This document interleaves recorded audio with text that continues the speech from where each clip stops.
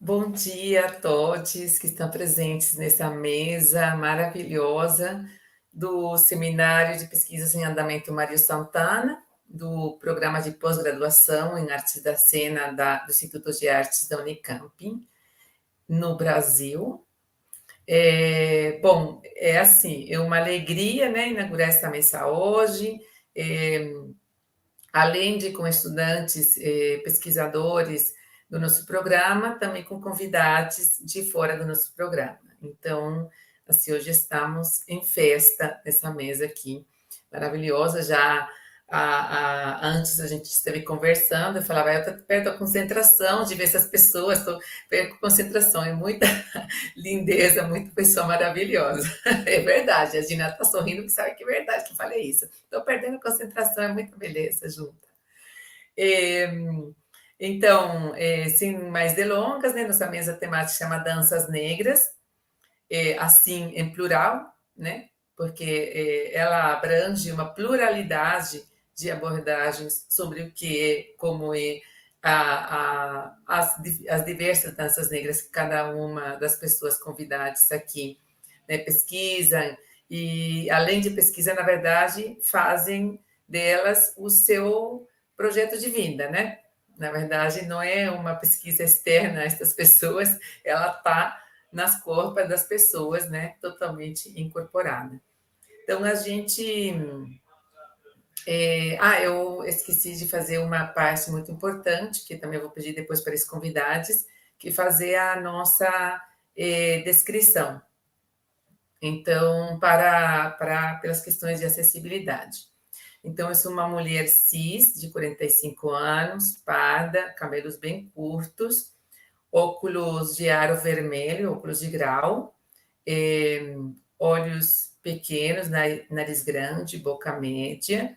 Eu estou vestindo uma blusa sem manga, bastante colorida, e no fundo tem um tecido também que tem várias cores, uma espécie de flores entre azul, vermelho e verde.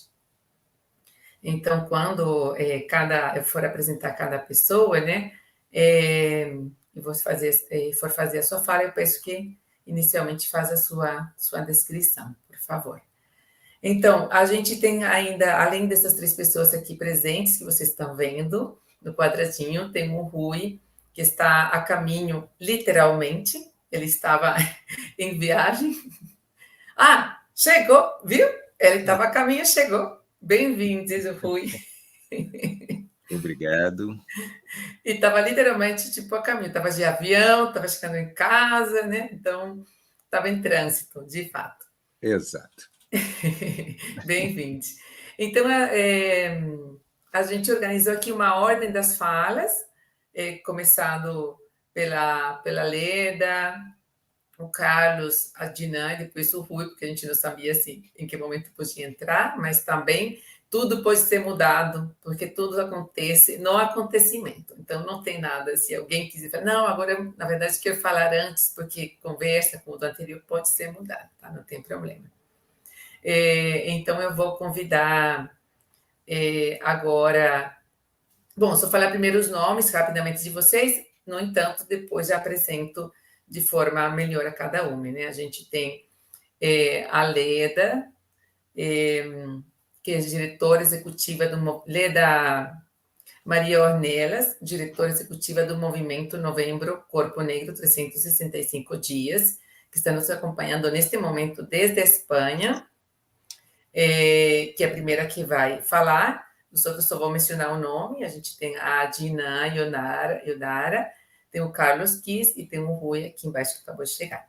Quando for a vez de cada um, aí eu faço uma apresentação mais ampla. Então, agora vamos deixar a palavra com a Leda Maria Ornelas. Eu estipulo mais ou menos 15 minutos para cada pessoa, mas aí vamos conversando. Então, bem-vinda, Leda Maria, e a gente vai ficar aqui num cantinho, nos quadradinhos pequenos, enquanto a Leda compartilha com a gente. Obrigada. Saudações, né, a todos, a todas, a todos, nessa sexta-feira uma sexta-feira que eu peço a bênção aos meus mais velhos, a bênção aos meus mais novos, né? Eu sou Leda Maria Ornelas, sou uma mulher negra, pouco retinta, estou com o cabelo trançado, em degradê vermelho, estou com óculos de grau, de armação negra como eu, um panolo amarelo, com uma camiseta branca, né? E uma correntinha com um pingente, com esse olho mágico, né? O olho que eu considero assim o meu terceiro olho. Pois sim, sou soteropolitana, né? Baiana, baianíssima, nordestina. Estou temporariamente aqui na Espanha. Quero muito dar um gratidão do pé aí para esse seminário interno de pesquisa, né? Para a coordenadora, a doutora Gina Maria, para Carlos Kiss, meu colega, professor, por esse convite. Finalmente a gente vai aí fazer essa troca, né? Esse bate-papo. Rui Moreira, que há anos eu não vejo. Saudações, meu mestre querido. E a todos vocês que estão aí nos acompanhando, né? Bel, dando suporte aí pra gente. Gratidão, e é muito bom estar neste espaço, é importantíssimo para nós, porque quando eu morder a palavra, por favor, não me apresse. Conceição Evaristo. E parafraseando Carolina Maria de Jesus, a maior superação nesse mundo, né, na atualidade, principalmente para nós artistas e que trabalhamos com essa pesquisa dessa dança negra, essa dança afrodiaspórica, é exatamente ser amável. Então, eu começo assim com essas duas grandes mulheres e que me inspira e que passou a ser meu mantra, né? Então, dança, um ebó para a alma, em defesa de uma luta antirracista, desconstruindo e também criando uma possibilidade, buscando possibilidades para que a gente tenha uma pedagogia afropedagógica contra todo tipo de discriminação, de preconceito, principalmente com as nossas praxes dessa dança afro-brasileira, dessa percussão que nos acompanha normalmente nas nossas praxes, né? Então, assim, o que é esse ebó? Esse ebó que é um substantivo feminino, mas que também pode ser masculino, né?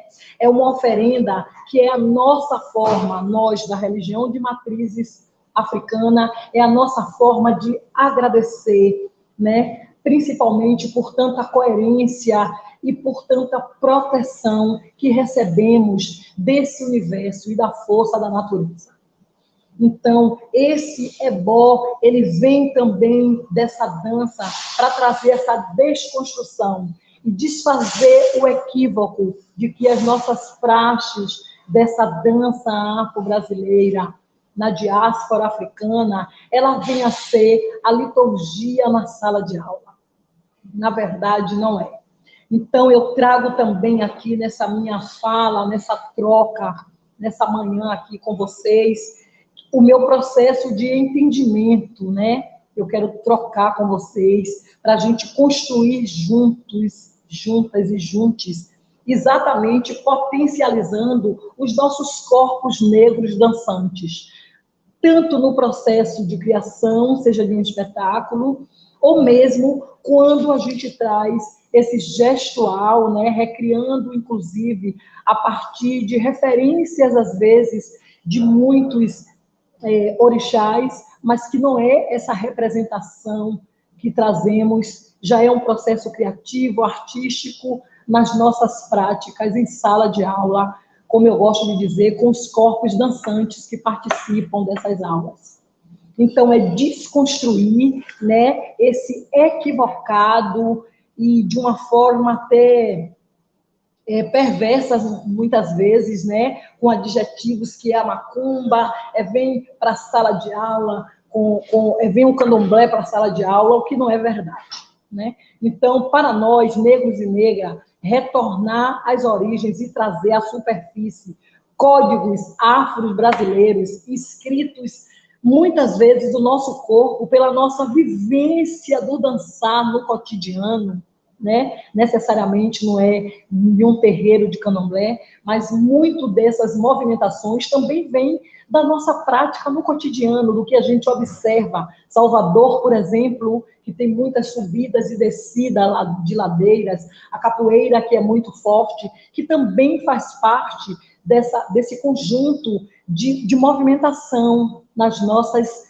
aulas, né? Nas minhas práticas, particularmente. Então, o que é inscrito nesse código, nesse balanço, né?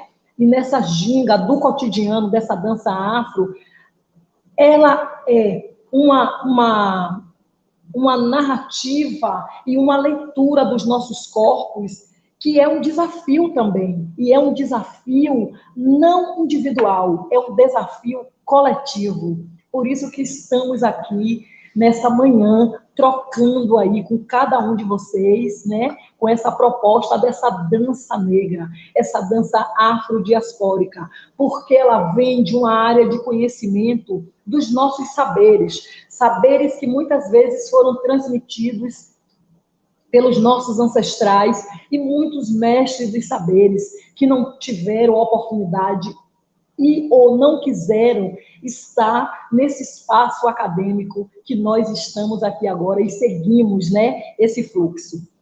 Então, essa partitura, como eu digo, né, essa partitura corporal, que ela vem dessa tradição, que ela vem desse observar do cotidiano, dessa malemolência que temos nos nossos corpos, atrelado a isso, em conjunto, muitas das vezes, com os nossos percussionistas, com os nossos músicos, que também são professores, que vêm com essa polirritmia, que também é uma característica e que é muito comum na nossa prática dessa dança negra, essa dança afrodiaspórica. Muitas vezes o ombro está aqui e nós estamos com a cabeça aqui. Então, é uma polirritmia muito rica. Então, a presença dos músicos é fundamental também nas nossas práticas. E trata-se, por isso, de também, as nossas partituras, quando a gente faz uma recriação, trazendo determinados leitura, vamos dizer assim, né, uma partitura que pode lembrar um orixá ou não, ela é uma estratégia também de resistência e de existência, porque nós estamos aqui 365 dias trabalhando, pesquisando e cada vez mais nos aprofundando, principalmente trazendo como suporte os nossos teóricos, né? A exemplo da doutora Inaicira Falcão, quando ela fala que a base da investigação desassociada da tradição é uma abordagem, né?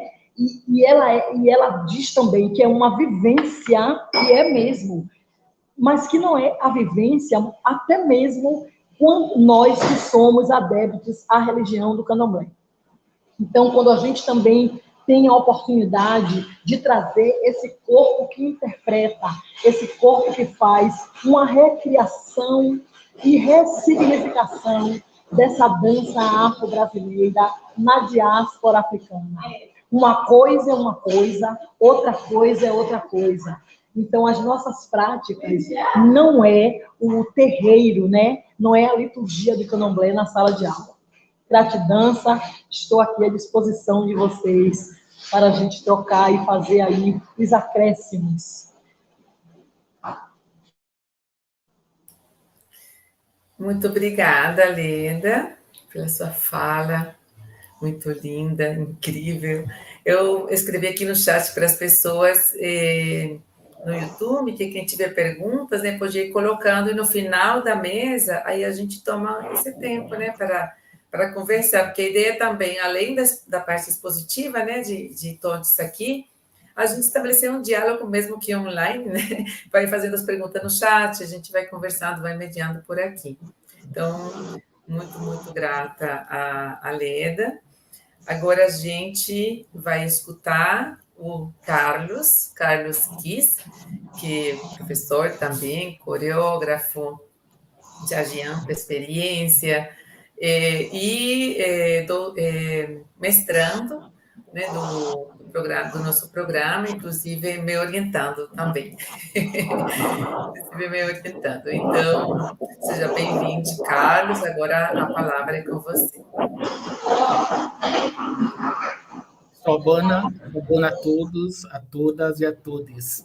Eu sou Carlos Kiss, sou um homem negro, pele retinta, cabelos cacheados, uso óculos, tô de barba, e tô com uma túnica dourada com detalhes em bordado.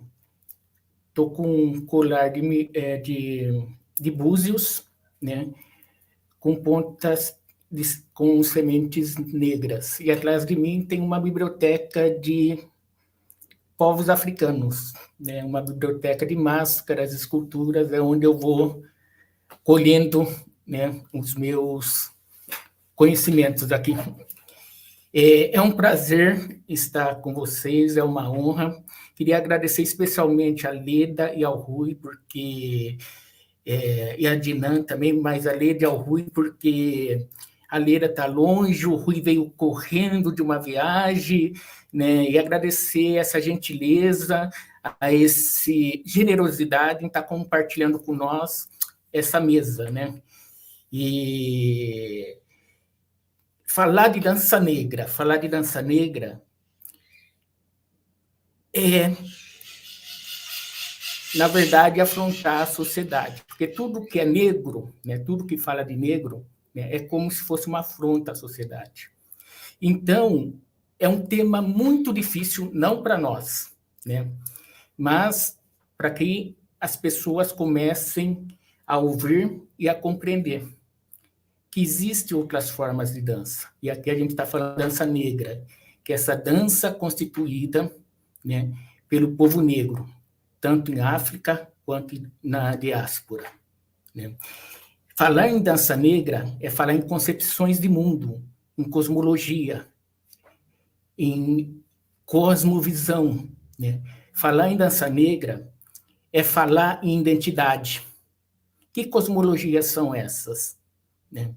Principalmente aqui na diáspora, né? São cosmologias de povos, né, que foram perdendo a sua identidade ao longo desse processo colonial, né, e escravocrata.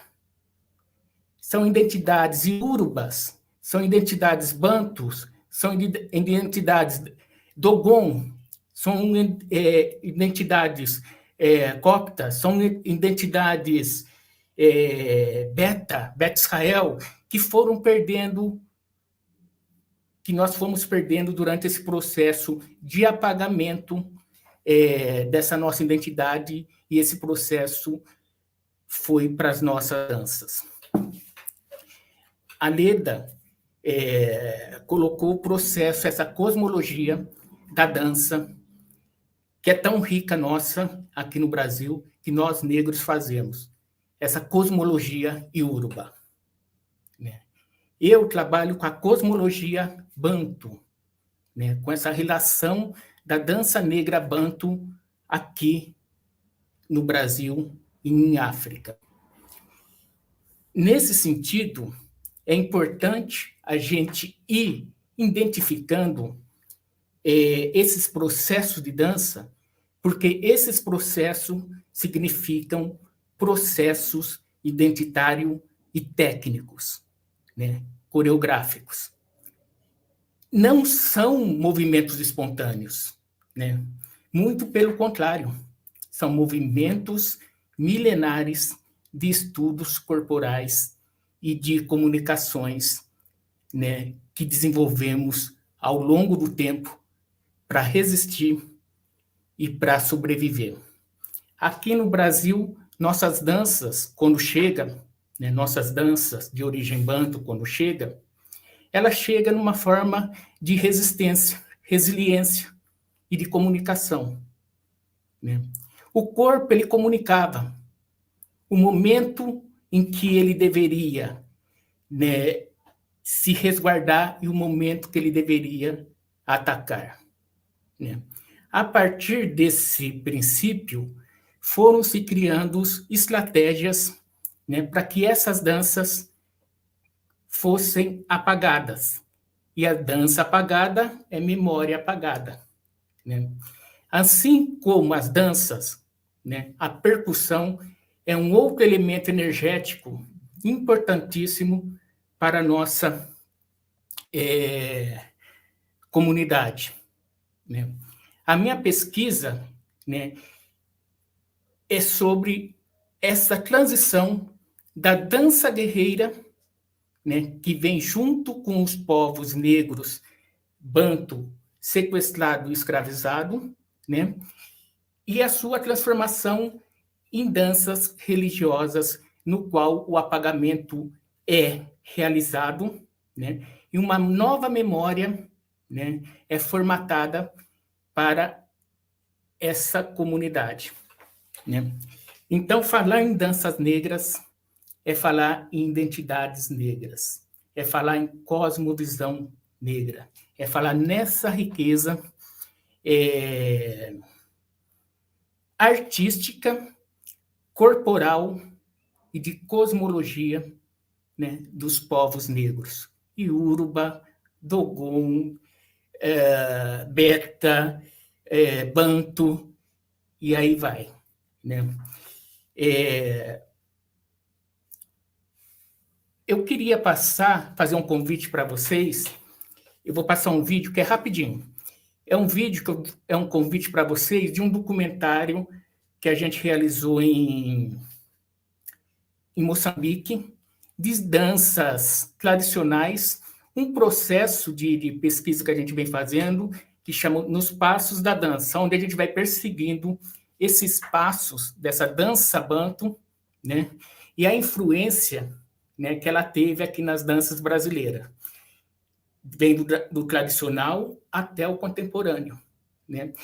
E o apagamento, por exemplo, no contemporâneo, quando esses passos coreográficos, esses movimentos coreográficos, são utilizados de forma contemporânea, nas danças contemporâneas. No entanto, há um apagamento sem identificá-los, né? É como se aquele espaço fossem espontâneo, uma criação nova. E, na verdade, é um processo que já ocorre em África, né? Em determinados povos que tem que ser identificado, e a gente vai perdendo a nossa relação com o protagonismo dessa dança, né? Então, assim, eu queria fazer esse convite, porque no dia 2 de setembro a gente vai passar esse documentário na Casa do Lago, é só um pequeno trecho, e apresentando e discutindo essa questão da dança negra, né? Eu, como trabalho a questão da dança banto, a minha concepção de dança está nessa energia que nos circula, né? Essa energia que nos compõe, né? Que é o vento, que é a terra, essa energia, né, que nos faz parte desse planeta, né? É por isso que essa relação de dança, identidade e ecologia, né, está bem voltada para nós. O Bel, você poderia colocar o vídeo, por gentileza?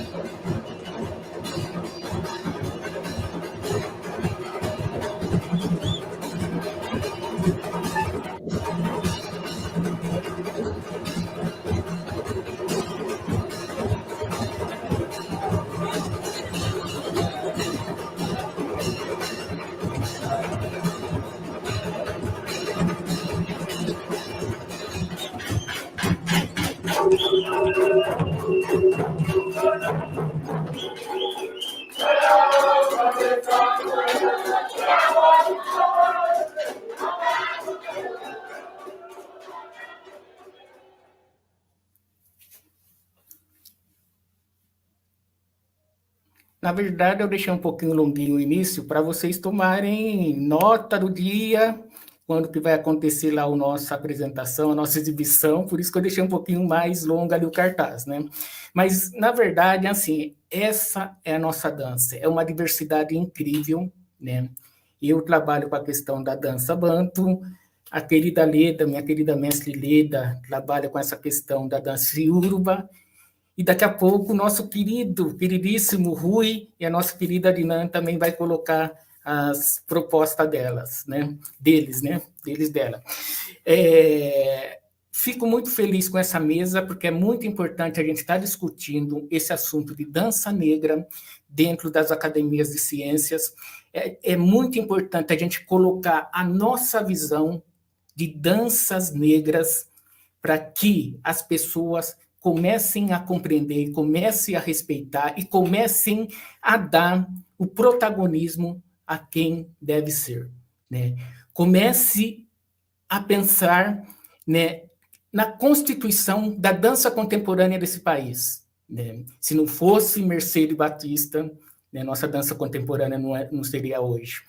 Então, a essas pessoas, né, que vieram antes de mim, ou vieram junto comigo, né?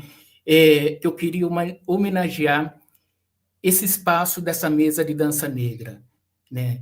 Mercedes Batista, o Valtinho, vários nomes, principalmente assim, a Ismael Ivo, que era uma pessoa extremamente generosa, né? E uma pessoa que me inspirou, né, para que eu tivesse esse percurso. Ao Rui, a Leda, que está aqui com a gente, ao Rubens, que foi agora há pouco tempo, né, que se transformou, né, num ser ancestral que nos contagia, que nos contamina e nos faz prosseguir. Toda essa contaminação, toda essa energia, né, a gente tem que honrar, né? E a forma que nós encontramos de honrar é através das nossas danças. Então, o que eu quero aqui é agradecer a Dinan, agradecer a Leda, agradecer ao Rui pela generosidade de estar compartilhando com a gente a experiência de cada um de vocês, né? Sua bona, sejam bem-vindos. Muitíssimo obrigada. Eu adorei o termo da Leda, né? Gratidança. Eu vou adotar. Nossa, gostei demais. Então, posso roubar, Leda? Posso roubar seu gratidança? Deve, amiga, deve. Gratidança para todos, todas e todes. Porque agradecer dançando é uma das coisas mais maravilhosas, né? Então, bom, agora, para seguir com coisas maravilhosas, Na verdade, agora é com pessoa maravilhosa. Temos a Dina Ionara, que também é bailarina, professora. Aliás, eu faço aulas de dança afro com a Dinan. No nosso público, eu já vi que tem a Renata, que é outra professora, então tem colegas também lá da nossa turma de dança assistindo, fiquei muito feliz. Então, sou suspeita, né? Sou super fã da Dina. Ela está também, né, cursando a pós-graduação em Artes da Cena, e vai nos trazer hoje, né, uma fala sobre a sua pesquisa e também sobre a sua experiência, porque a Diné também é daquelas pessoas que não só estudam a dança, mas que estão na dança, que vivem da dança, que nasceram dentro da dança de terreiro, né? Então, é algo que não é externo, né? É algo que vem desde, na verdade, desde o famoso umbigo, né? Que a gente comentou, e que eu acho que ela provavelmente vai comentar de novo. Já dei um spoiler, né? Então, bem-vinda, Atina.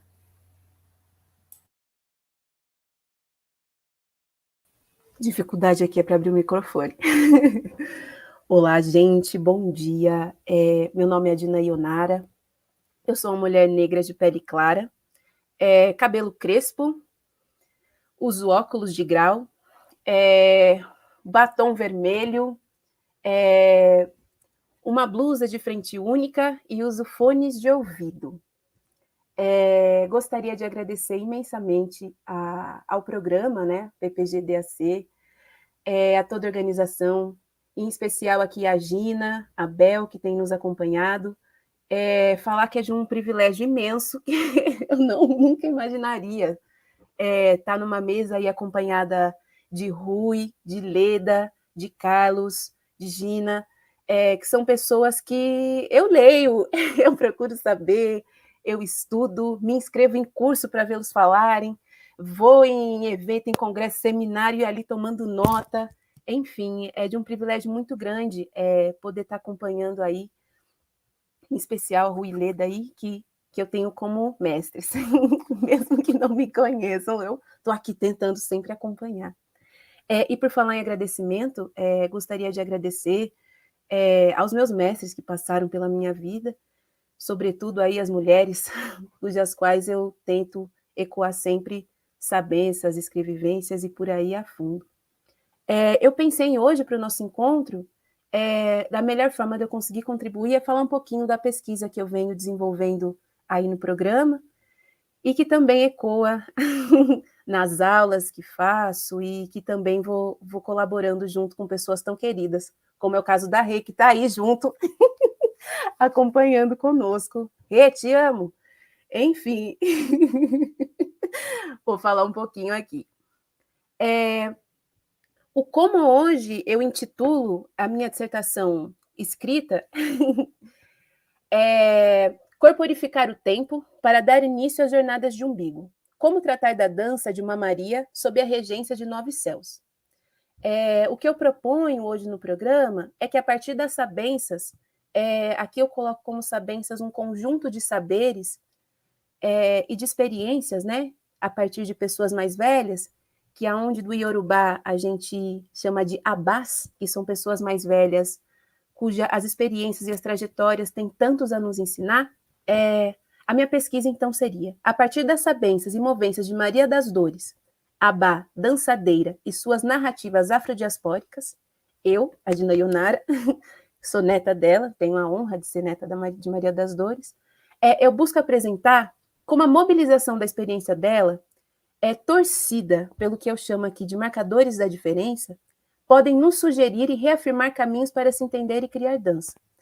Dessa forma, então, a minha pesquisa busca, né, levantar questões de como os saberes de dança e de corpo apreendidos e oriundos de uma Abá e sua jornada afrodiaspórica podem agir como disparadores de epistemologias relevantes de pesquisa de entendimento em artes da cena. Então, para essa pesquisa, eu fui um pouco mais a fundo de mim e principalmente do lugar da onde descendo, da onde sempre retorno e da onde sempre vou permanecer, que é o terreiro. Não somente o espaço do terreiro, mas o terreiro mais na sua intimidade, que seria o terreiro da minha família. Minha avó e minha mãe foram minhas primeiras professoras, não só de vida, mas também de dança, e foi dentro do terreiro onde tive o contato, né, de que é nos expressar a partir de tantas linguagens e de tanto poder. Então, para poder falar dessa pesquisa, eu começo primeiramente entendendo qual é o contexto em que uma mulher negra nascida na primeira metade do século XX, de que forma a sociedade a vê e de que forma esses marcadores da diferença que eu chamo, e que para esse trabalho eu trouxe raça, gênero e classe, torce a sua experiência. De que forma isso é capaz de torcer, retorcer e alterar as realidades. Para isso, eu me apoio principalmente em Lélia Gonzalez e também em Angela Davis, e que para essa pesquisa, no empenho de mobilizar percursos biográficos, no caso da minha avó, eu me atento também ao estudo da memória. E tento entender de que forma esses saberes que ela, ao longo de sua vida, foi tecendo, foi grafando, seja pela experiência dela enquanto mulher negra em sociedade, mas também de que forma ela subjetiva isso, entende dança, entende corpo, nos passava também o que poderia ser dança, pode também ser grandes disparadores e grandes mananciais de entendimento de dança. Então, para isso, eu vou entendendo de que forma esse lugar, enquanto negritude, enquanto mulherice, enquanto uma mulher negra, né, nascida nesse período, sendo também aí uma pessoa que coordena um espaço de terreiro, de que forma essa experiência dela, enquanto mulher, torce a noção de realidade que ela tem, de que forma também de ser uma mulher afrodiaspórica, e da maneira como ela mobiliza essa experiência. De que forma, mesmo tendo aí todo esse contexto, mas de que forma a Maria das Dores, no caso minha avó, ela mobiliza essa experiência. E o que eu chamo hoje de mobilização da experiência, eu recorro à professora Conceição Evaristo, que a ilustríssima Leda já a mencionou. Eu trago, então, o conceito de escrevivência. Aqui para o meu trabalho, escrevivência não vem só como um lugar onde eu procuro estudar, mas também como metodologia, não só na escrita da dissertação dançada, mas também da dissertação aqui, que eu venho falando um pouco para vocês. Então, a partir dessa experiência, de que forma essa mobilização da experiência, no caso de Maria das Dores, uma badançadeira, né, nascida na primeira metade do século XX, a gente pode ter como possibilidades de entendimento de dança. Para isso, eu passei a entender como a mobilização da experiência enquanto escrevivência. Para isso, vou falar um pouco sobre o que é escrevivência. A professora Conceição Evaristo, ela alcunha a escrevivência como rastros biográficos memorialísticos de um existir negro no mundo. O conceito de escrevivência nasce tendo como pano de fundo a imagem de senhoras negras, né, de mulheres negras já idosas que eram colocadas no período da escravização dos povos negros aqui em diáspora, quando elas eram obrigadas a contar histórias para ninar os filhos da Casa Grande. A professora, então, coloca a escrevivência como a tomada da posse dessas mulheres que antes colocavam os filhos da Casa Grande para dormir, como a tomada da fala da sua própria história. O que, então, elas colocavam as crianças para dormir, hoje elas acordam os filhos da Casa Grande no seu chamado sono injusto. Então, ela coloca a escrevivência não só como a tomada da fala da história de si, mas também a escrevivência como proposta de legitimarmos a nossa história a partir da nossa experiência e também da sensibilidade, como uma possibilidade da gente vir de contrapartida à dita história oficial, falando aí sobre a gente e sobre tudo que a gente faz, dito pelo olhar do outro, pela fala do outro, pela outridade. Então, ela põe a escrevivência também como um lugar de coletividade, mas também de individualidade. A escrevivência coletiva, porque falamos de uma experiência coletiva, enquanto, no caso, né, nasce a partir, falando de mulheres negras, nos vendo enquanto mulheres negras que são vistas de um determinado jeito, mas é individual porque a forma como você mobiliza isso, a forma como você se expressa é a partir da sua experiência que é única. Então, a escrevivência, ao mesmo tempo que nos une, também nos fortalece para um discurso individual. Para ela, a escrevivência também não só nasce no lugar da literatura, mas também da dança, da música, das artes visuais e de tantas outras expressões em que as nossas subjetividades podem aparecer. A escrevivência também vem nesse lugar do real, também para a gente fortalecer e grafar ainda mais a nossa história, mas também do ficcional, de que forma a literatura e tantas outras danças e escritas que a gente pode fazer também entra como possibilidades de preenchermos e fortalecermos e criarmos ainda mais sobre a nossa história. Então, para isso, a gente então chama de escrevivência os nossos rastros, as nossas grafias no mundo. E para isso, então, eu trago para o trabalho, como minha avó já é uma pessoa falecida, a minha própria escrevivência a partir da experiência com a minha avó de tantos desses anos, que eu acabo também como um objeto que eu recorro para poder pesquisar. Então, na dissertação, eu tenho uma parte um pouco mais subjetiva, onde eu trago um pouco essas memórias de uma forma bastante ficcional, mas que também é muito real, porque a escrevivência nos dá essa possibilidade de bailar entre esses lugares. E a partir disso, eu vou tentando um pouco tracejar essas experiências e essas sabências que ela vai falando sobre dança, sobre corpo, e como a própria experiência, ao longo, né, de sua trajetória, a gente não consegue distinguir em que momento a dança entra, a dança sai, mas que está sempre presente. A dança entra quanto uma possibilidade de vida e de perpetuação da memória e de culto à memória. Uma das possibilidades que eu trago um pouco na pesquisa é que minha avó, por exemplo, uma mulher que teve até a 3ª série, ela nos apresentou de como, no caso, os seus antigos, né, como ela colocava, viam um corpo. Ela dividia para a gente o corpo em 6 partes. Ela falava que o corpo era feito pelo ará, que é a nossa unidade tangível, que é aquilo que nos liga ao mundo tangível.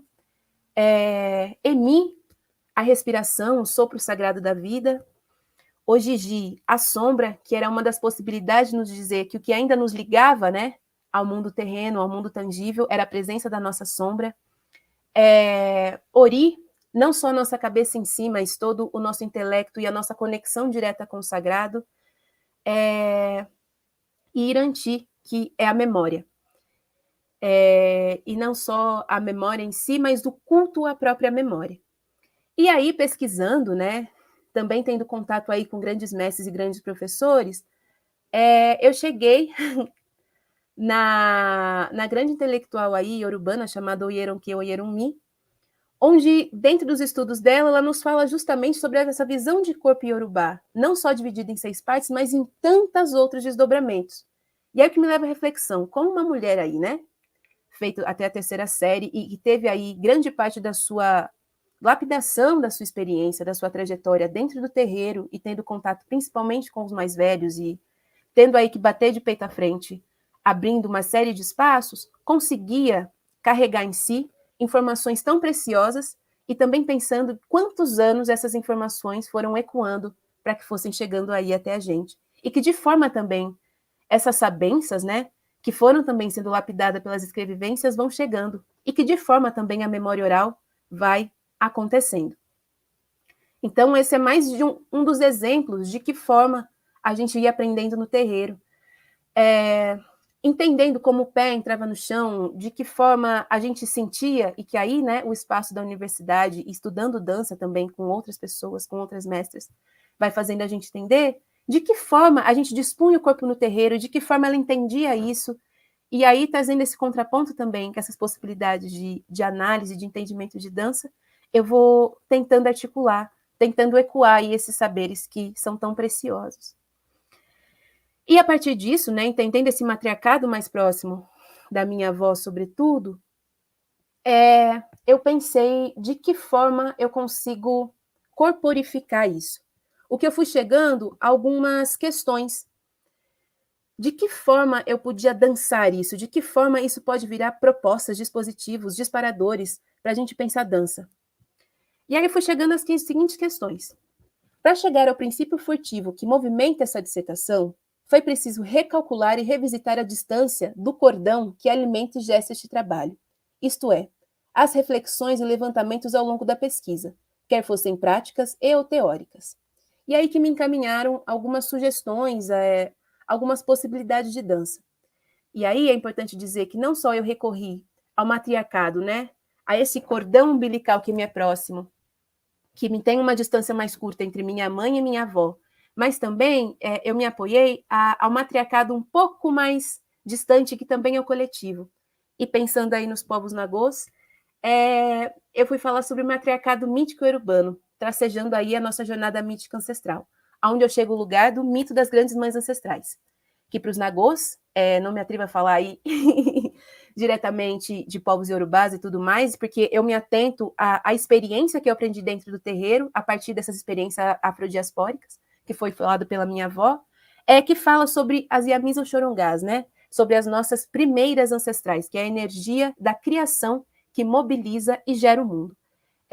Toda energia criadora, tudo que é vivo, né? Tudo que respira, é criado, né? É nascido a partir do grande útero ancestral, que a gente chama de Yamis, que são nossas grandes mães. Para minha avó, né? As Yamis, as grandes mães ancestrais, são chamados do grande útero da criação. Tudo que é vivo, tudo que respira, passa pelo útero. E falando aí, principalmente, né, de mamíferos, aqueles que amamentam, que dão continuidade, a gente tem aí a nossa cicatriz, que é o nosso umbigo. As Yamis também, dentro do culto à memória, são saudadas pela umbigada. A gente demonstra respeito, demonstra gratidão, né, através da demonstração do umbigo. E se a gente for pensar também, né, em grandes danças, sobretudo danças sociais e danças populares afrodiaspóricas, onde a gente consegue perceber o movimento da umbigada, né? Quanto a umbigada é presente nas nossas danças. E a partir disso, eu fui pensando, né? De que forma a gente pode chamar dessas danças quando a gente pensa na criação, né? Na torção do tempo. Porque minha avó falava também, né? Que o corpo no terreiro funciona como uma máquina do tempo. Pensando que os nossos antepassados, quando vieram, né, em situação de sequestro para o Brasil, não trouxeram nada mais do que seu corpo. Corpo esse que traz todo aí essas sabências e essas possibilidades de continuidade. E que a gente hoje, quando a gente está no terreiro, quando a gente está dançando em cena, fora de cena, a gente traz danças que ocorreram há muitos anos atrás. Quando a gente dança no terreiro para os nossos ancestrais mais passados, como os orixás e tudo mais, a gente traz histórias, a gente traz narrativas. Então, ela falava que o corpo funcionava como uma máquina do tempo. Então, de que forma a gente corporifica esse tempo? Então, eu fui viajando, né? A negrona foi me fazendo pensar aí nessas possibilidades. E aí fui pensando, né? De que forma isso me fazia questionar o tempo. E aí que eu fui chamando isso de danças de cordão umbilical, quando eu penso essas danças a partir do matriarcado, a partir desse cálculo, desse tamanho, dessa distância, desse cordão que alimenta e gesta as nossas criações. E aí eu entro que, ao querer mobilizar danças a partir das senhoras saudadas com a umbigada, foi preciso estabelecer práticas, no meu caso aqui, né, possibilidades, pensamentos, que revisitassem a instauração de meu próprio umbigo, seja ele no espaço ou no tempo. Umbigo esse que me conecta meu matriarcado familiar e meu matriarcado ancestral. O que me levou aos seguintes questionamentos. Como estabelecer dinâmicas que desafiam o tempo? Como narrar danças que habitam o tempo já há algum tempo? Ao determinar danças de memória, o tempo me corre ou o tempo me alia? E aí pensando tudo isso, eu chego hoje numa possibilidade de dissertação dançada, que já vem ocorrendo há alguns anos, que eu chamo de Imalé e Nuiabá. E aí eu coloco aqui como questão, seria Imalé e Nuiabá, essa dissertação de músculos, um tratado de sobrevivência frente à minha mulherice ancestral? E para falar um pouco sobre esse trabalho, recorrendo, né, a tantas possibilidades como a escrevivência, como o matriarcado mítico e urbano, e também o meu matriarcado familiar, o espetáculo, então, ele tem como base, que é essa minha dissertação dançada, os referenciais bibliográficos e simbologias ligados ao matriarcado mítico e urbano das grandes mães ancestrais, também ao conceito de escrevivência da professora Conceição Evaristo, não só o conceito, mas também as sensibilidades em uma novela que chama O Conto de Sabela, e também Olhos d'Água, da professora, aos rastros biográficos memorialísticos a partir da experiência que eu tive em terreiro, e principalmente com minha mãe e minha avó. E aí eu vou chegando à conclusão, que ainda estou, né, estudando, que o trabalho ele nasce enquanto femenagem aos laços maternos, uma espécie de discurso, lembrete ou uma rememoração da força vital que nutre toda uma linhagem familiar. Iá, a mãe. É importante falar que Imalé no Iabá, do Yorubá, abrange diferentes traduções e interpretações. Imalé significa o sagrado, símbolo e local de perpetuação da ancestralidade. Inu, o interior, o íntimo, ou as próprias vísceras, estômago, útero, intestino. Tanto que, para os Yorubás, as emoções são expressadas pelo estômago. Tanto que, quando querem comunicar seu estado emocional, dizem se seu estômago está contente ou triste. Já Iabá significa mulher ancestral, matriarca. A partir, né, dessa possibilidade desse trabalho, eu tento, né, meter essa ousadia de que o trabalho se movimenta à matriz do sentido e da existência. Uma dança-saudação, a energia da artista criadora da vida. Aquela que é o princípio de tudo, o dentro de todos os mundos. Essa energia criadora que habita todo o seu fazer, toda a sua escrevivência. Então, as minhas indagações, as minhas possibilidades aí de entendendo dança, entendendo tudo, tô fechando, vem não só na dissertação escrita, mas também dançada, e o que me leva ao questionamento final, que eu estou ainda refletindo, é de quando a gente procura possibilidades de entendimento, possibilidades de dança, muitas vezes basta a gente olhar para trás e olhar para frente, olhar para cima, olhar para baixo, olhar para as trajetórias que nos deram sangue, nos deram um corpo, nos deram um ar, nos deram um ori, nos deram a cabeça para continuar.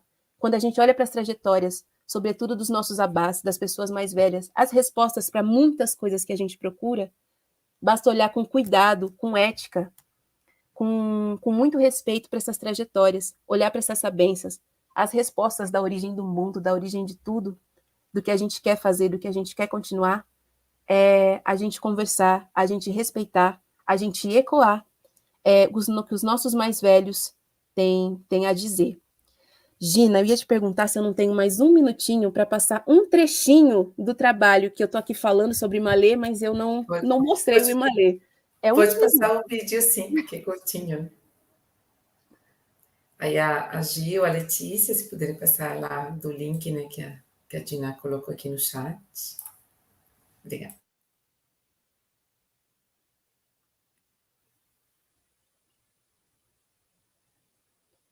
Tá sem som.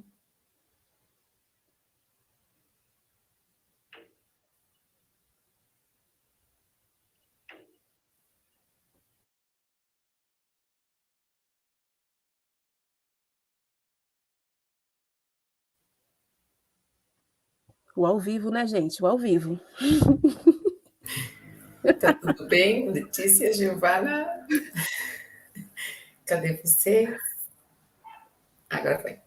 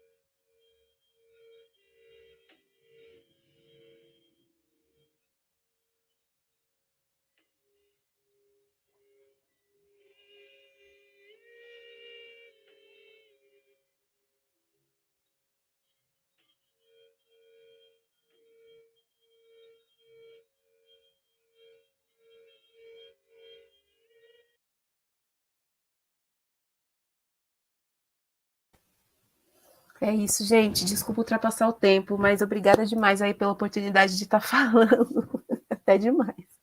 Obrigada, gente. Obrigada, Tina. Não tem problema, não tem problema. O tempo é o que tem que ser, né? Inclusive, a Leda Maria fala um pouquinho menos, né? Então, é isso. Acho que um movimento natural também do tempo aí. Bom, então agora, finalizando essa mesa, nosso último convidado, né, que o Rui Moreira. O Rui é bailarino, coreógrafo, professor de dança e produtor cultural, né, tendo um grande destaque, né, em várias companhias de dança. E, bom, hoje a gente tem a honra de contar com a presença, que, como a Gina falou, são as pessoas que a gente estuda, né? E agora está aqui ao vivo, é muito emocionante. Então, seja bem-vindo, Rui, a palavra está com você. Bom, eu vou me autodescrever como um homem negro, que em algumas partes da cabeça raspa a cabeça, mas em outras delas não tem mais o que raspar. Uso um óculos de grau, de aro negro, um brinco, né, nas orelhas. Estou dentro de um escritório, conforme meus amigos já descreveram. Eu estava correndo, entrei aqui, foi o tempo de ligar o computador e chegar na conversa, né? E cheio de livros aqui atrás, livros que são referências escritas, mas esse armário que tem atrás de mim tem um tambor aqui também um pouco escondido. Esse lugar é um lugar que tem uma série de coisas, uma série de traços das coisas que eu venho aprendendo na vida, né? E eu estou nesse lugar, no lugar do aprendizado. E como ser esse o lugar do como é esse o lugar do aprendizado? Eu começo saudando aquele que vem antes de tudo. Laroyer, meu povo. Laroyer, Laroyer. E me veio a vontade de fazer uma saudação a Oxalá, Opachorô. Opachorô, citando Gilberto Gil, numa canção onde ele diz: Oxalá Deus queira, Oxalá tomara, haja uma maneira deste meu Brasil melhorar. Opachorô.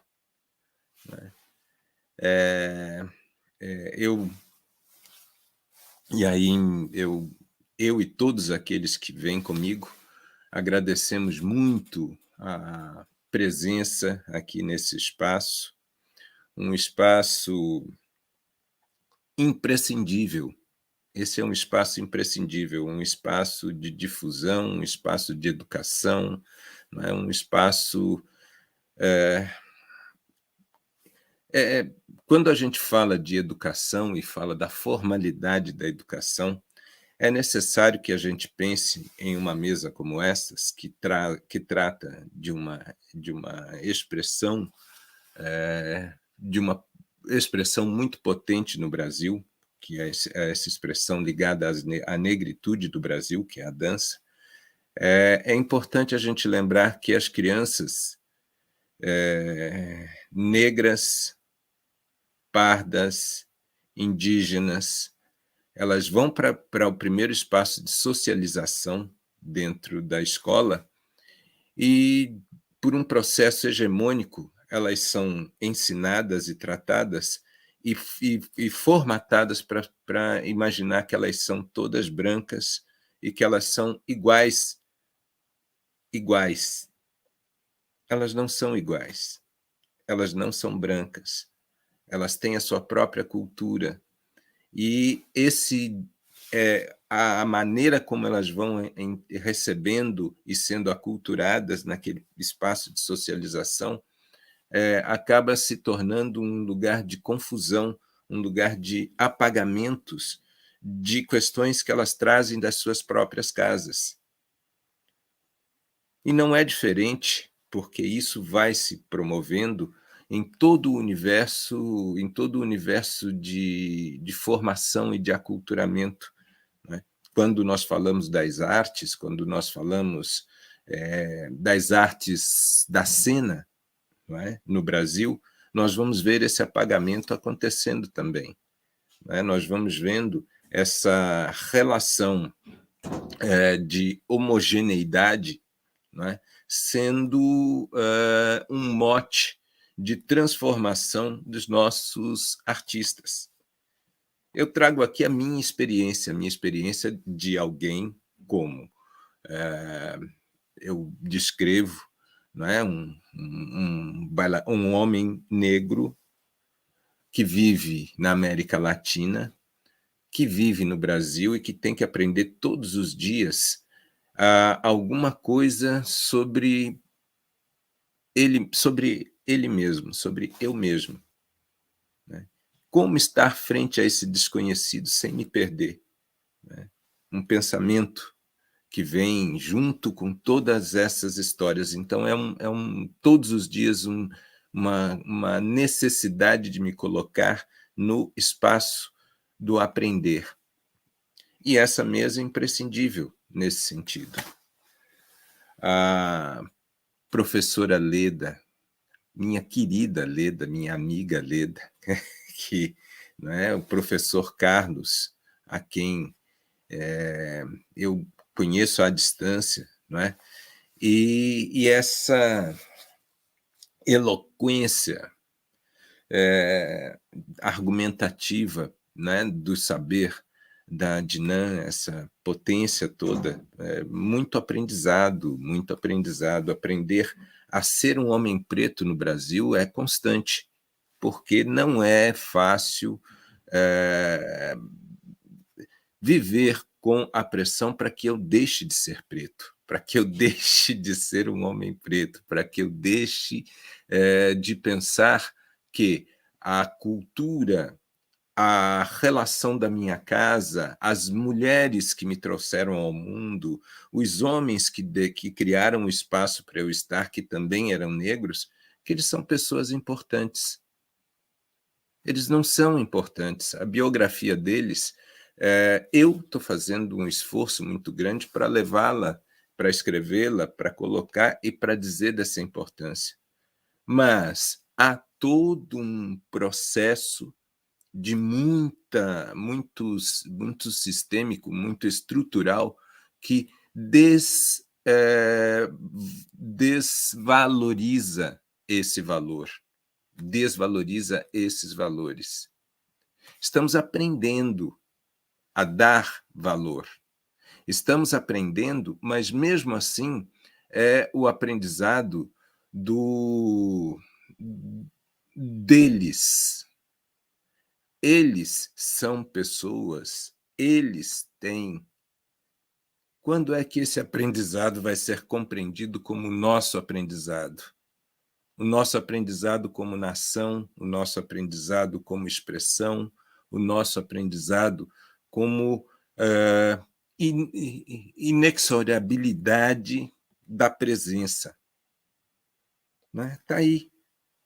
Né? Isso é tão genial, não é?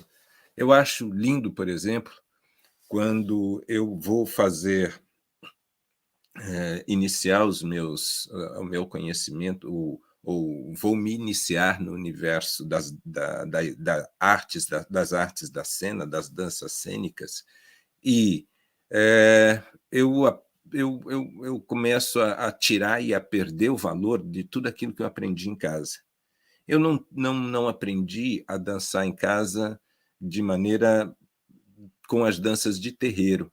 Não aprendi porque a minha casa era uma casa de umbanda, uma casa de axé de umbanda, mas que não aprendi a dançar ali a dança do terreiro. Não, na verdade, o que eu fui aprender? Eu fui aprender com os meus mais velhos a dançar o samba, a dançar o maxixe, a dançar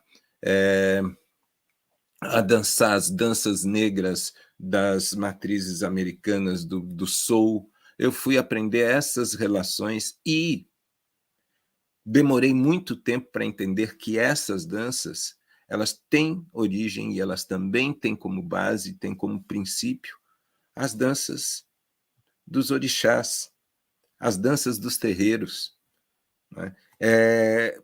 Eu demorei muito tempo a entender que a África não era um país, e sim um continente.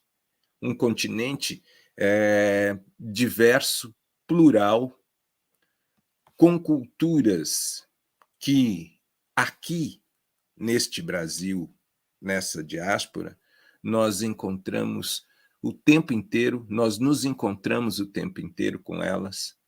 Os cantos que eu escutava em minha casa, Kitangana, Zambiapongo, eu, Curiete, Kitangana, Zambiapongo, eu, Curiete, Padre Nosso com Ave Maria.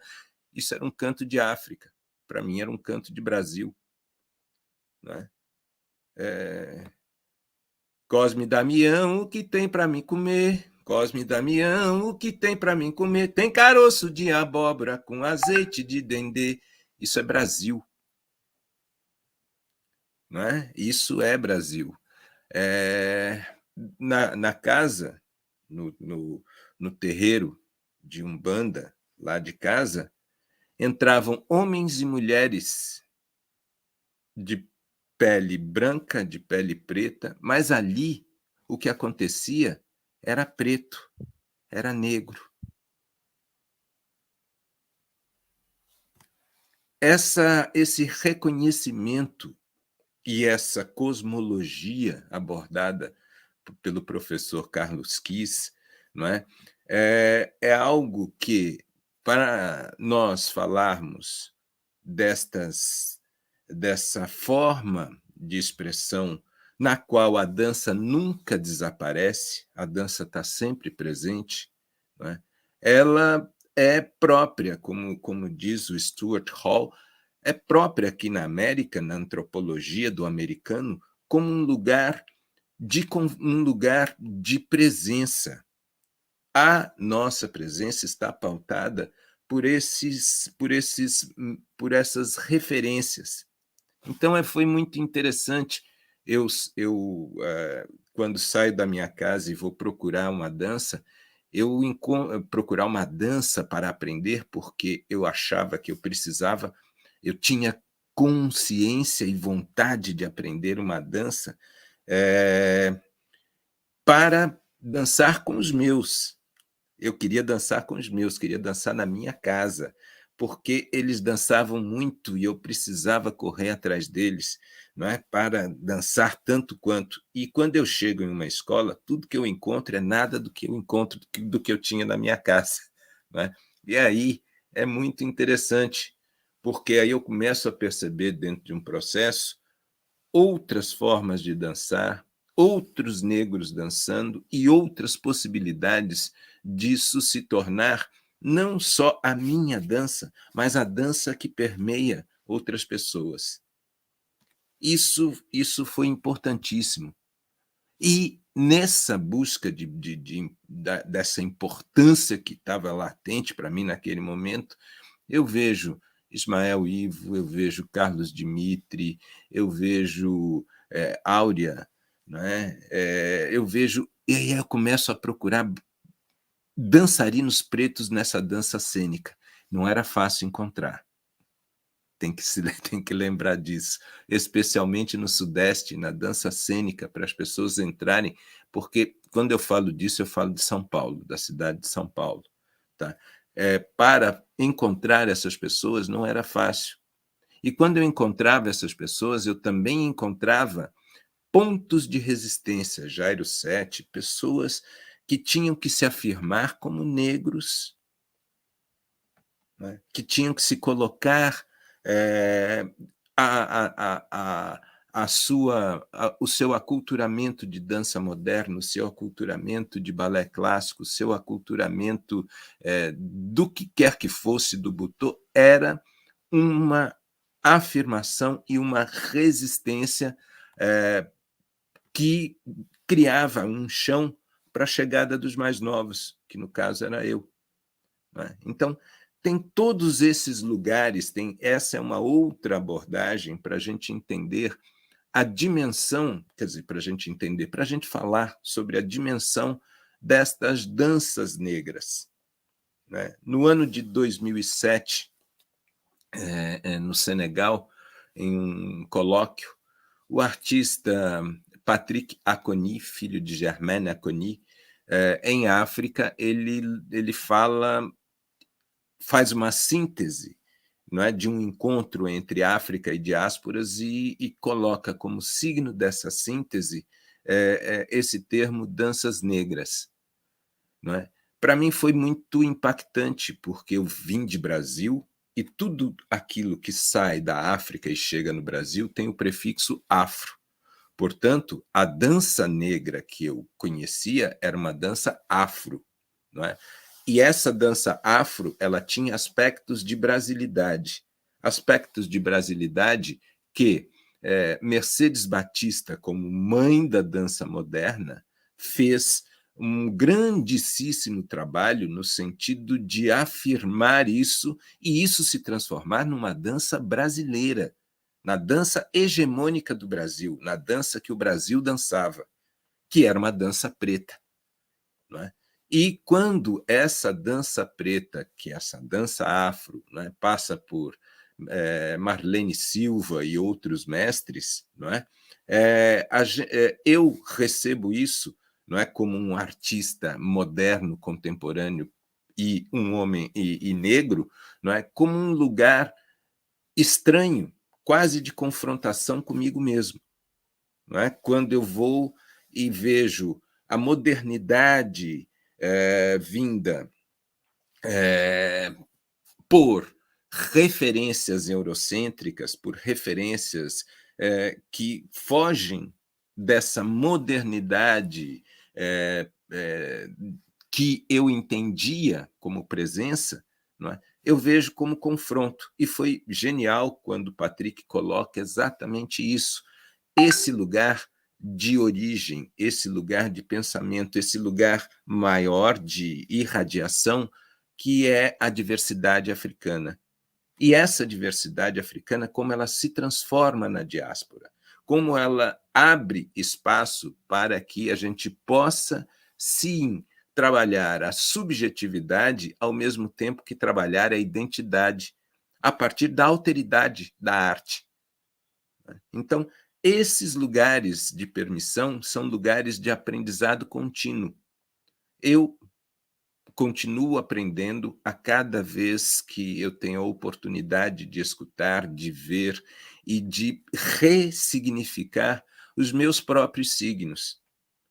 A cada vez que eu vejo um ancestral que veio antes de mim ou que veio depois de mim, não é? Esses ancestrais que chegam trazendo o conhecimento e trazendo a coragem de se colocar em confronto e frente às adversidades na discussão dentro da diáspora Brasil do lugar e dos lugares possíveis de convivência dessas culturas. Convivência dessas culturas não quer dizer apagamento de uma em detrimento de outra. Não é? Isso é um outro lugar que a gente ainda precisa entender. A gente ainda precisa entender onde é que está a cultura hip-hop, onde é que estão as culturas urbanas, onde é que estão as corpas, os corpos pretos, não é? Onde é que está a própria cultura indígena dentro desse lugar que é o Brasil, não é? Onde é ou seja, que tamanho tem essas danças negras? Quando a gente leva para a cena, né, um espetáculo para essa cena contemporânea, feita dentro de um palco italiano, não é? O que é que eu levo? Que conceitos estão ali presentes? Será que eu tenho, única e tão exclusivamente eu tenho que ir ao terreiro para entender aquela dança que está sendo feita? Será que eu não tenho que ressignificar o terreiro e realmente passar por ele de maneira obrigatória, como uma escola? São todas questões. São todas questões, porque existe um aspecto que não é dogmático, não é dogmático religioso católico, mas existe um aspecto arquetípico no terreiro que o Brasil inteiro tinha que passar. O Brasil inteiro tem que... É quase uma obrigação do brasileiro, seja ele de pele, da tonalidade de pele, porque não é disso que a gente está falando, não é? Mas que ele entenda que esse Brasil, como diz, volto a citar Gilberto Gil, esse Brasil é preto. É todo ele preto, sabe? E para isso é necessário que a gente entenda essa pretitude para não achar e não confundir o vetor, né? Então, quando nós falamos de dança, tem algumas danças que são taxadas não, nominadas como danças brasileiras e que são danças negras.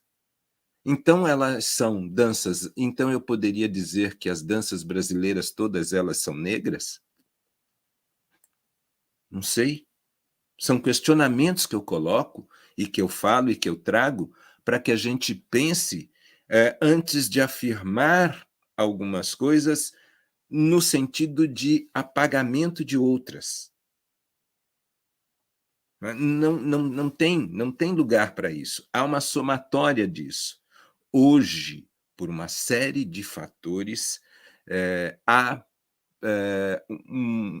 pessoas buscando uma ampliação de consciência, que eu acho isso muito interessante, ampliação de consciência da sociedade, mas há também isso que eu falo é muito sério, né?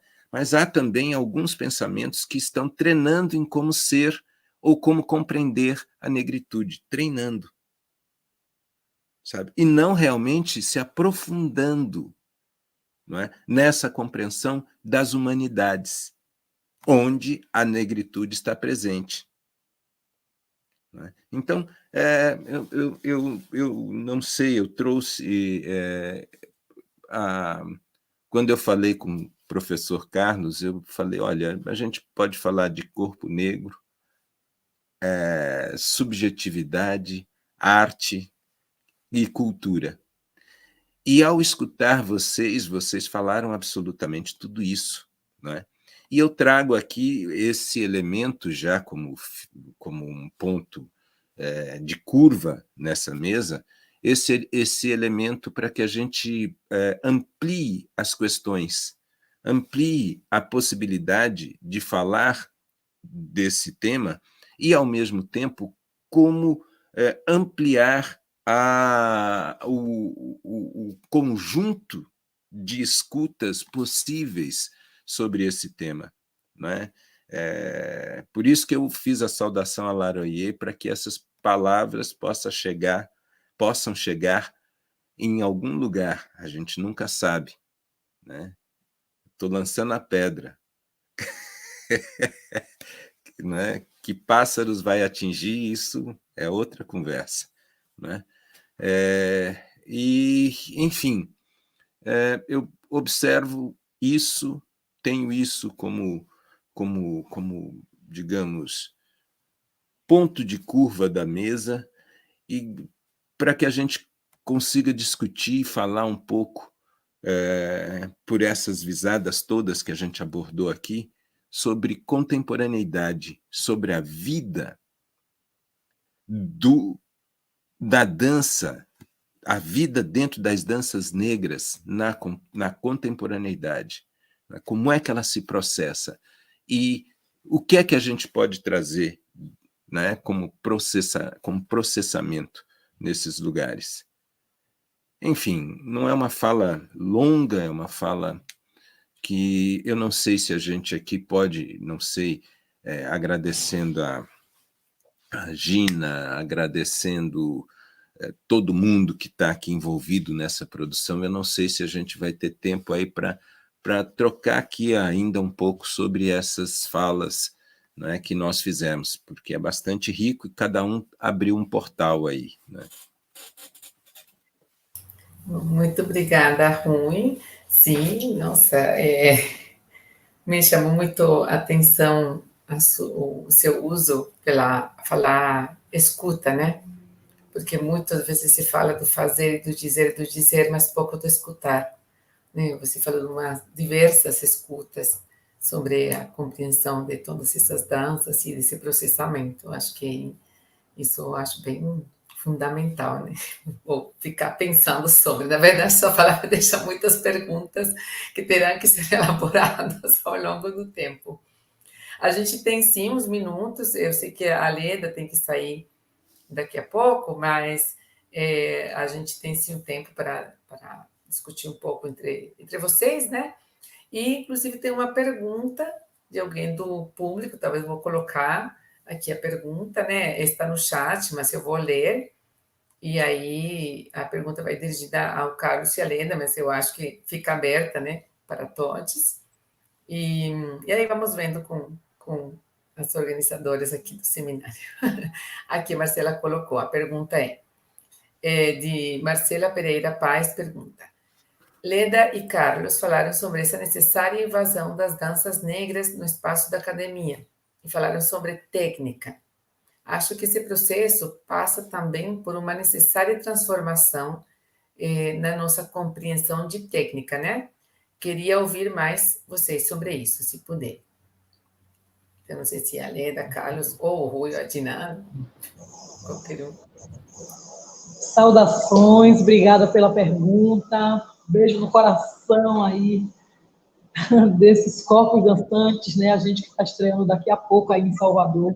Aproveito para mandar aí um axé muito grande aí nessa estreia do Núcleo Encontro com o Corpo.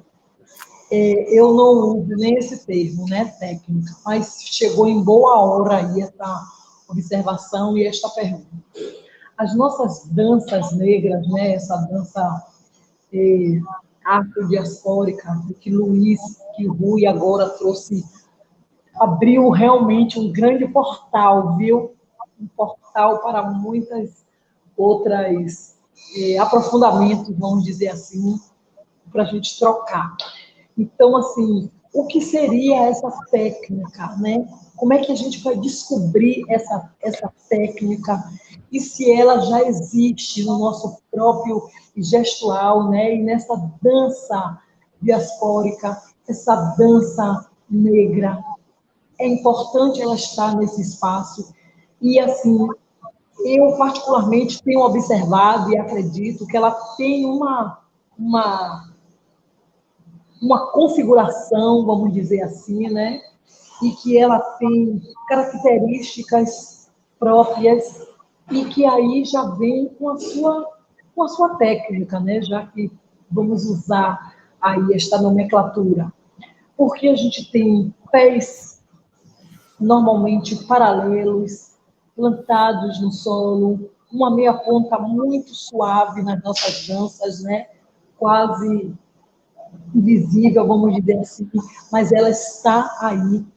Nós temos nossos joelhos, a gente trabalha muito com os joelhos flexionados, então a gente tem uma ondulação do tronco. Então, todo esse conjunto, Rui, meu querido, você que trabalha com essa...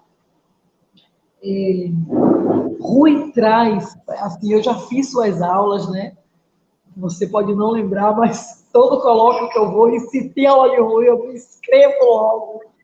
E nós que trabalhamos com essa prática, né, essa praxe dessa dança, então essa técnica, ela vem de uma forma tão, eu digo, orgânica, pela própria movimentação que o nosso corpo tem e que a gente vem aprimorando a partir de cada professor, de cada vivência, inclusive a partir de pontos existentes tecnicamente no seu corpo, no corpo desse participante que vem para os nossos experimentos, né? Como eu gosto de dizer, são os corpos dançantes que vêm para as nossas APAs, né? para as minhas aulas, assim, eu nunca digo ao aluno, eu sempre digo, é mais um corpo dançante e que tem característica também, mesmo a gente dando muitas vezes, trazendo essa configuração, né, de determinada movimentação, nesse momento do alongamento, mas essa técnica, por si só, nessas danças negras, essas danças afrodiaspóricas, elas existem, né? A partir dessas características que eu, particularmente, também estou aí a cada observação de cada corpo que chega e de cada aula também que eu me permito fazer com outros colegas profissionais que trabalham nesta linha, eu percebo que a gente vai já constituindo características próprias dessa técnica e dessa dança negra. E é claro, concordo plenamente com você, é fundamental, é importantíssimo nós estarmos nas escolas de artes, não somente nas escolas de dança de nível superior, né? A dança, essa dança com características dos nossos terreiros, essa dança que vem dos nossos mestres de saberes, mas também os nossos, por exemplo, na Escola de Belas Artes, a importância de termos os jovens do grafite, né? Na escola de música, nós temos a oportunidade de ter o batuqueiro, o percussionista, que nos acompanha nas aulas de dança afro-brasileira, nessas aulas de danças negras, com as suas técnicas descobertas e fazendo recriação e ressignificando e recriando pontos que a gente aprendeu dentro e fora de uma instituição com técnicas pré-estabelecidas, por exemplo. Gratidança, eu realmente, como eu já tinha dito a Carlos, né, ele sabe, eu tenho uma outra atividade, eu ministro aula todas as sextas-feiras para um grupo de senhoras e que a gente está experimentando o que é essa dança afro-brasileira, o que é esses pés no chão, essa ondulação do tronco a partir de corpos maduros. Por isso que eu vou ter que sair, mas estou aberto às perguntas, né? Carlos tem aí o leidinha_6, @outlook.com e novembro, corpo negro 9, @gmail.com. Então, assim, eu estou aqui, mas se eu precisar sair, podem enviar as perguntas que eu vou estar aí, na medida do possível, respondendo, ou então eu corro e peço ajuda aí a Rui, a Carlos, a Gina, tá certo? Vamos lá, vamos seguir nesse fluxo. Gratidão, Sadupé. Obrigada, Leda. Obrigado. Falando em técnica, é importantíssimo, sim, é importantíssimo a academia repensar nessa questão da técnica. Eu acho assim que a Leda já apresentou aí alguns detalhes técnicos assim de nossas danças. E como eu disse no início, dança negra, né? Danças negras. No Brasil, a gente tem o povo banto e o povo iorubá. A cosmologia é diferente. Né? Diferente não significa que é oposta, né? É que tem algumas diferenças nessa concepção de mundo, né? E na dança também tem essas diferenças na concepção de movimentos coreográficos. Por isso, essa importância de quando a academia pensa em trabalhar com a dança negra, seja ela qual for, especifique, né? Por exemplo, questão de técnica, toda dança negra, né, é sapateada, né? Seja ela mais leve, mais forte, mais rápida, mais lenta, é sapateada. O nosso contato com a terra, né, é um contato ancestral. Por isso, sempre essa energia, né, que vem dos pés e vai para o corpo. Né? A ondulação, que a Leda acabou de colocar aí, é uma característica específica da dança negra, né? A gente fala em dança do ventre, mas a gente esquece, ou foi apagado, que a dança do ventre está em toda a África, né? E isso foi apagado e a gente toma como algo natural, né? Que não é mais nosso. Essa questão da técnica vem muito dessa questão da cosmovisão, né? Da sua posição, né? Eu trabalho, por exemplo, com dança banto, especificamente, né, com dança do povo Zulu. E o povo Zulu, ele tem uma característica corporal. Ele tem uma postura guerreira. A dança dele, as técnicas para você desenvolver essa dança são específicas desse povo, né? A posição de perna, né? O salto, os giros, né? Então, são específicas desse povo. Então, quando a gente fala em dança negra, né, é uma imensidão, né, incrível de possibilidades técnicas de dança, técnicas corporais, né? E, por isso, né, a academia tem que pensar, né, nessa questão de uma nova abordagem, né, de danças negras. Tirar essa questão da dança negra, como o Rui estava colocando, acho que muito perfeitamente, dentro desse cesto das danças brasileiras, né? Danças brasileiras é importante, mas a gente tem a nossa especificidade, né? A gente tem a nossa identidade, e a gente quer esse protagonismo, não que ele seja perdido e diluído. Assim como os povos originais do Brasil, né, têm suas danças específicas, né, e também, né, é inserido nessa questão de danças brasileiras. Mas que dança brasileira é essa? Né? É Guarani? Né? É o quê? Né? Então, tudo isso que a gente está colocando aqui é para que levante uma questão dentro da academia, dentro dos cursos de dança das escolas, dentro da academia, das universidades, que pense numa nova abordagem, né, dessas técnicas, de forma profunda, né, não superficial. De onde veio esse movimento? Que tipo de movimento é esse? Por que o corpo? Por que a mão faz isso? Por que a mão faz isso? Por que o braço faz isso? Por que a perna é mais alta? Porque tem uma história, né? E essa história que está sendo apagada. E quando você apaga essa história do movimento corporal, além de você apagar a identidade, você paralisa, né, os nossos corpos negros.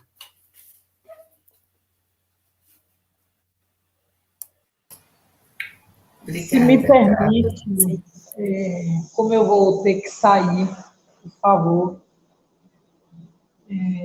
eu quero dar boa tarde, eu quero dar meus sinceros agradecimentos, né, a esta instituição, né, a esse núcleo aí de Carlos, né, eu sei do seu trabalho na comunidade também, e a essa instituição, porque assim, o fato de vocês já estarem abrindo uma outra possibilidade para esse diálogo e para essa amplitude, porque somos muitas danças, né?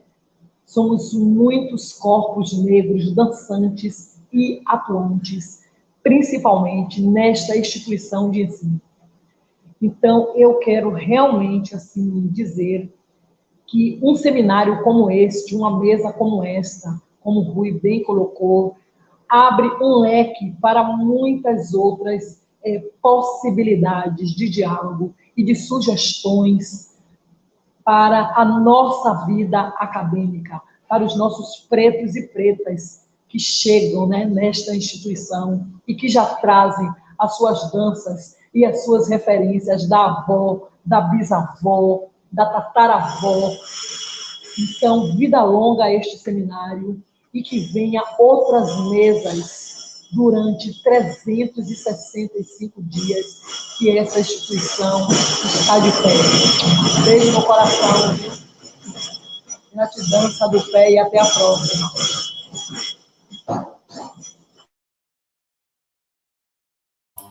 Obrigada, Leda. Bom, vamos perder a Leda, mas pese que a gente já está em cima do tempo programado, né? Mas, como eu falei, o tempo é uma coisa tá assim. Eu acho que se vocês quiserem acrescentar alguma coisa, comentar alguma coisa entre vocês também, né? Como o Rui falou, né? Tanta riqueza nos comentários dos outros, né? A gente abre aqui um espaço, né? Estamos no online, não está pagando aluguel. Eu gostaria de fazer um comentário sobre esse aspecto da técnica, né? Assim, é interessante se nós, quando nós achei muito bem formulada a pergunta, sobretudo quando ela diz da possibilidade de que a gente reavalie o termo técnica, né? Ou que a gente aprofunde para entender melhor o que é esse aspecto técnica. Leda, Carlos também falou, e falamos de motricidades específicas, né? Falamos de cadeias musculares, falamos de níveis, de planos, né? De relações que podem ser muito bem entendidas em algumas outras abordagens mais afeitas à academia, como Laban, ou como o próprio balé clássico, não é? Que tem todo um estudo. Agora, o que eu acho genial, e essa é a fala do Carlos na minha compreensão, do professor Carlos nessa minha compreensão, é como e nós vamos trazer nesse campo científico, não é? Nesse campo epistemológico, não é? Esse destrinchar da qualidade desse movimento das danças negras, não é? Já disse em outras ocasiões, outras pessoas, que a capoeira, por exemplo, seria uma técnica importantíssima de estar sendo destrinchada, não só dentro das academias, mas como base nas companhias de dança brasileiras, né? As companhias de dança que produzem uma dança feita no Brasil com corpos aculturados no Brasil, preferem manter uma possibilidade de mercado que é a formatar esse corpo de maneira vertical, não é? Quebrando a possibilidade, não considerando as possibilidades da horizontalidade do plano, de outros planos corporais como possibilidade dramática, né?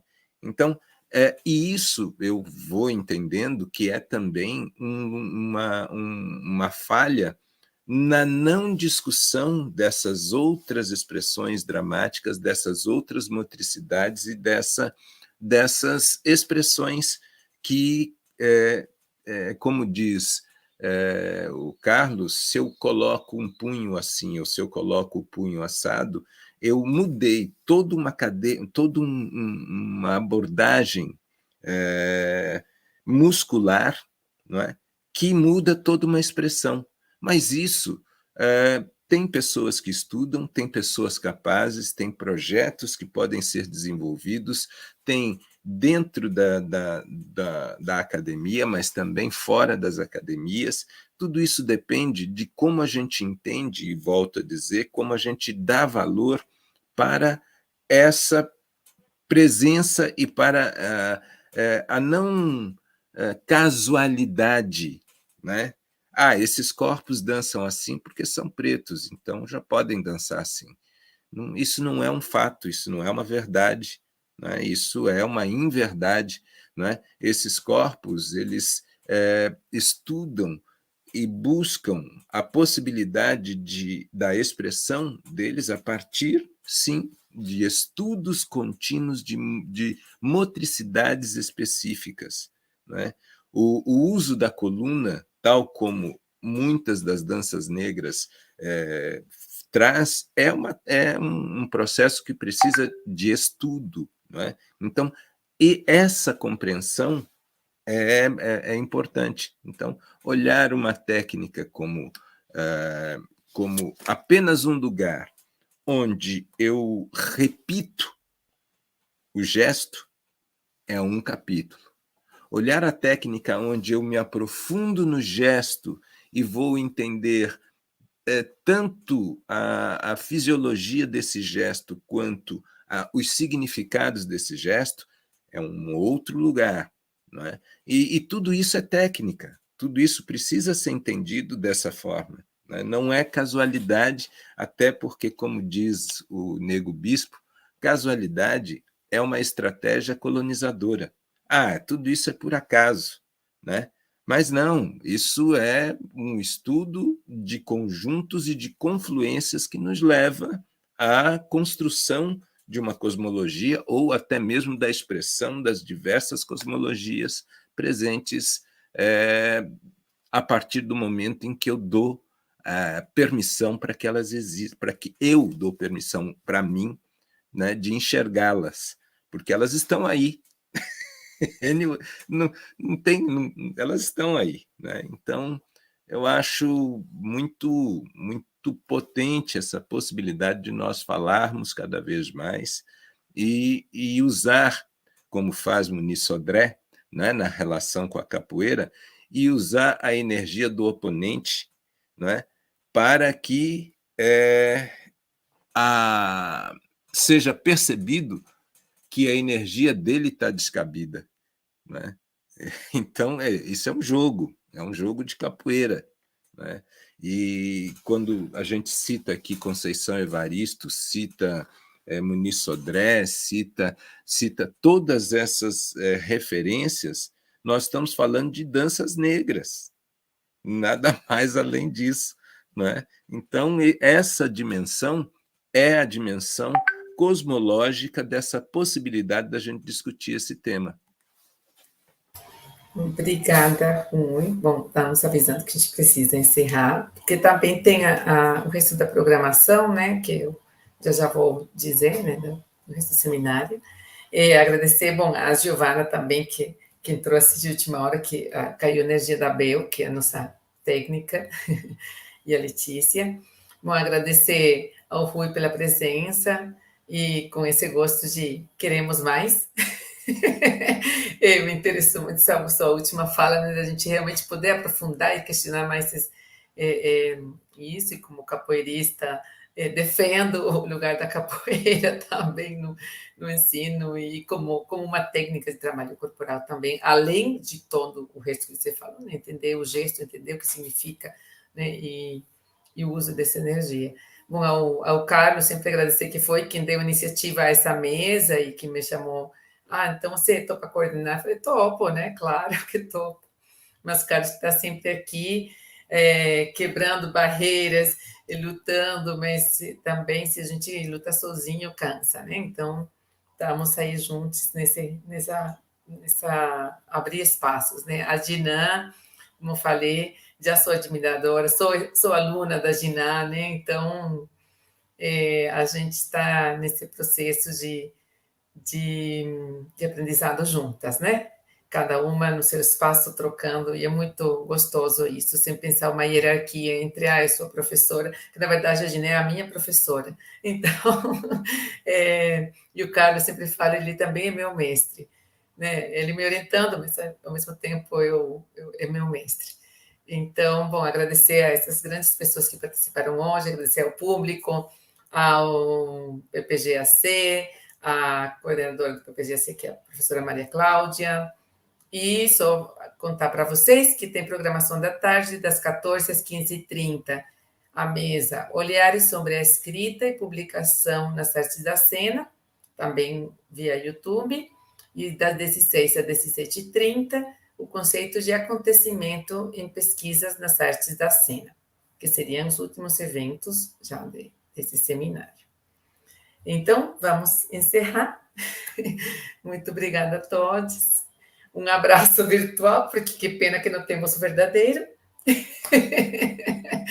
É um verdadeiro de energia ao longe. Então, boa tarde para todos, bom almoço. Eu estava tendo uma fome também. Um beijo. E gratidão, como disse a Lena. Tchau a todos. Gratidão, gratidão.